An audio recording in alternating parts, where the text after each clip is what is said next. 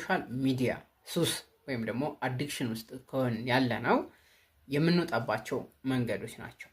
አንደኛ ምክንያታችንን ማወቅ ነው። የምንጠቀመው የሶሻል ሚዲያን ለምን ፐርፐዝ እንደምንጠቀመው ልናቅ ይገባል። ሁለተኛ የማስተዋወቂያ መልእክቶችን ወይም ደግሞ ኖቲፊኬሽኖችን ማጥፋት ይኖርብናል።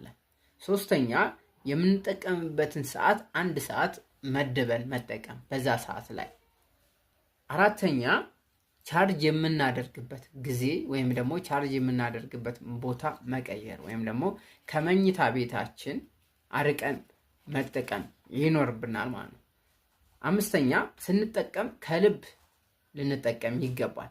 ስድስተኛ ፊት ለፊት የምናየውን ወይም ደግሞ የምናየውን መምረጥ ይኖርብናል።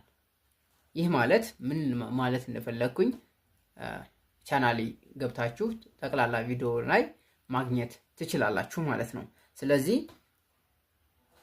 እነዚህን ነገሮች ካደረጋችሁ ከሶሻል ሚዲያ ሱስ ራሳችንን ወይም ደግሞ ራሳችሁን ማውጣት ትችላላችሁ ማለት ነው።